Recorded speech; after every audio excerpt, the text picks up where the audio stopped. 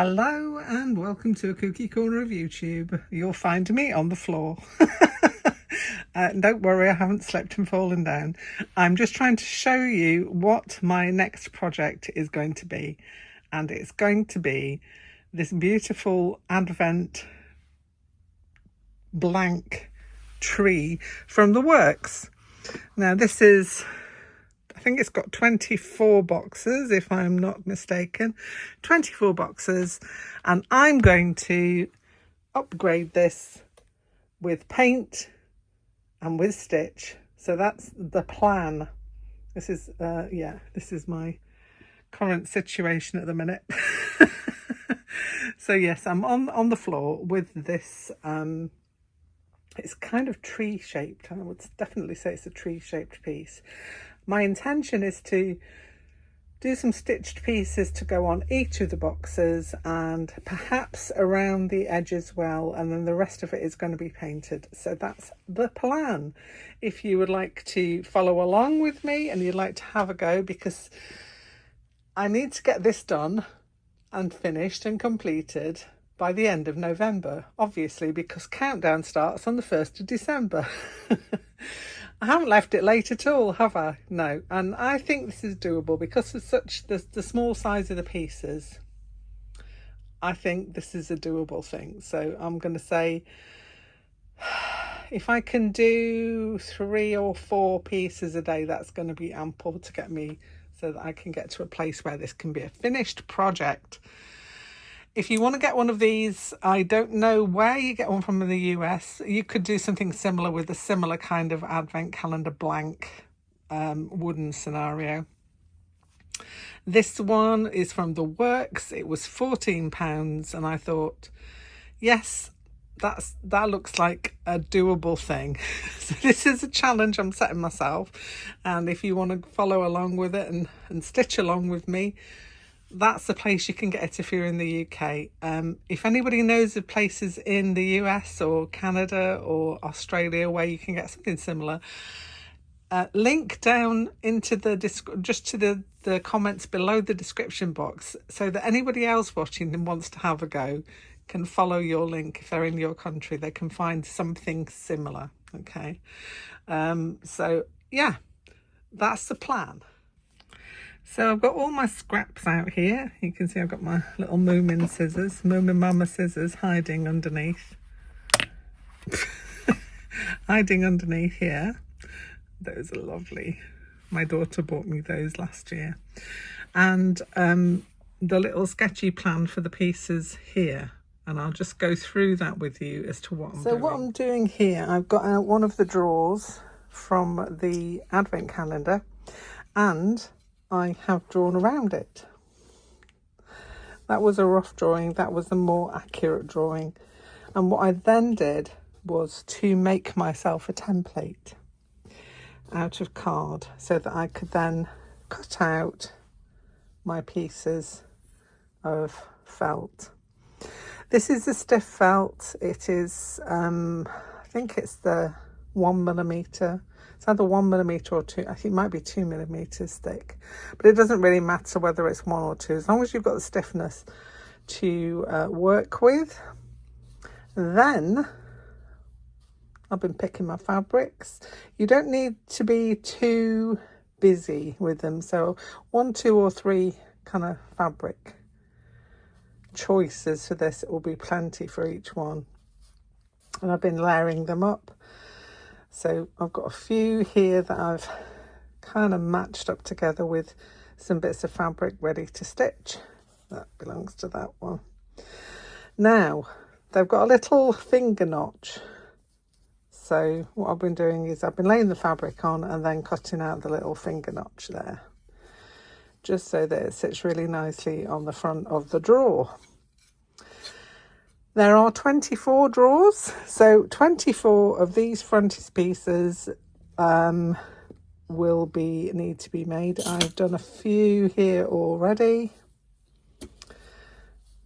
like so. So it's basically laying down your fabric pieces and then doing the over sewing around the edges. So I've done a blanket stitch on this one. and then the pieces themselves I unify with a thread colour and then go into and stitch around any loose edges. These are going to have something on top of them as well, just to be different. They're going to have little toppings that go on, and also I've got some numbers that I'm going to put on them so that we can number our advent calendar drawers. So that's as far as we got so far. And I'm going to sit and stitch some of these. So it's choosing your colour palette that you're going to work from. You know, I'm bright. I'm always the bright colour palette. So this is what I've been picking mine from, and the fabrics that I've got. You can go whichever way you want. You could go traditional with a traditional Christmas theme colours if you want to. I'm going kind of like a colourful Christmas. This is my go-to standard for every Christmas. It's always going to be colourful. So I'm doing mine that way, and then these will be ready then to attach onto the fronts of the drawers. So that's where we're up to so far. So let's go through putting one together, shall we? I have got a base fabric there that was great and covered the whole of the front piece of my felt, and you can trim these down as well. And I've got a couple of little scrappy bits that I want to put on there too. So I'm going to use these applique pins. These are applique pins by Clover. They're nice tiny ones that don't jab me, so I can cope with these. If anybody who's been here a while knows that the problem that I have with pins and them jabbing me, well, these are kinder pins than most, should I say. So I do like this little set of pins. Right, they come in a little case like this, which is very handy if you want to take them around with you, as I do. So I've got my fabric pinned onto my felt base, and I've got some thread here that I seem to have attached. This is my little pin cushion. It's my finger pin cushion. I made it years and years and years ago, and it sits on this little ring base, and it's just quite handy for sticking pins into when I have finished with them. So because I'm a devil for for having pins and not knowing what to do with them, so I've grabbed that out. I've got 2 strands of a 6 strand embroidery floss. This is a variegated one. I don't know what colour it is. I've just pulled it out of my stash of well, I'll show you. I'm not embarrassed or ashamed at all. In this bag I've got a whole mess of scrappy bits of thread that I keep in here, and I don't know, I quite like it. A lot of people would find it quite annoying, but I quite like it. Many people have offered to sort it out for me, and I've refused because I like it as it is. So that's how it's staying. In fact, I've just spotted another thread there that's going to be perfect, so I'm going to grab that one out. Not all of my threads are organised that way. Just to say, I am a Virgo, so I have got I have got some organised threads that are wound on bobbins and all that jazz. These are just odds and ends that I take away with me. So I am going to start in the top corner. Actually, before I start, what I'm going to do is to cut that notch out. So hopefully I won't cut my thread off as well. I'm just going to cut that out so I know where I can stitch to. It just makes it easier. I'm going to go down this side.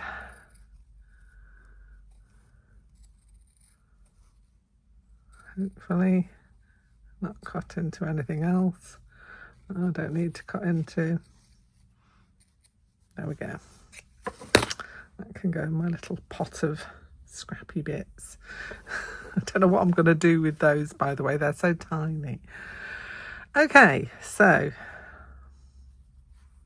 going to go up and down this piece with a running stitch.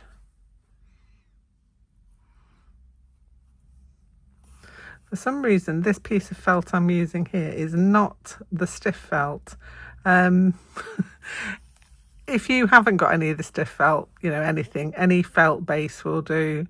You could even use some kind of wadding or something. I just find it really easy to use the coloured felt. For one thing, it's good on the edges, so you've got some kind of a colour going on there as well. I've just made a knot in my thread, which I shall have to remove. Yeah, the coloured felt I find is very useful for backing these kind of things. And it doesn't fray, which is another plus. Let me see if I can pull that out now. Yeah, that's gone. It's another plus. I seem to have gathered that together. Usually I will do this sitting in my lovely comfy chair, listening to a podcast. So I just managed to unthread my thread as well. It's not my day today, is it? No, it is my day. It's just...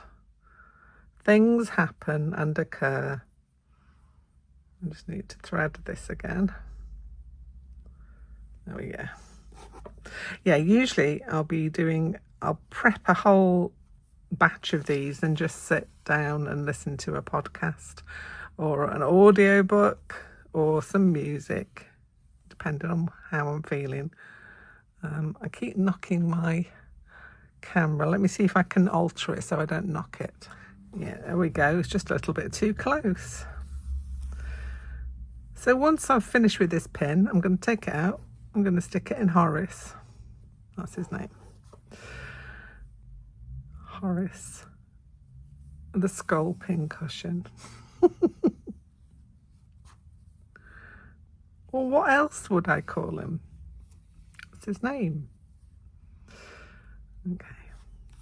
So you can see that these can be put together fairly quickly. They are very small pieces, and I am hoping that the fact that they are very small pieces will mean that I can complete this quicker than December comes, basically. That's the plan. Also, if you prep a few at one time, then you can just keep them in a little project bag, which is what I'm going to do with mine, and a few threads that all match. And whenever you get a spare minute, make yourself up a little square. I know why I keep bashing the camera, and the reason being is that I'm on my other desk and I have got the camera on the right hand side of me, and it's usually on the left, and I'm right-handed. That's why it's all going a bit weird. Never mind. We shall persevere. Good old persevere. Hurrah for persevere. Okay. Stitcheroo, stitcheroo. Oops, got that caught on a pin. See, that's another thing pins do. Come on, Percy, you can have that one. Let's straighten that up a bit.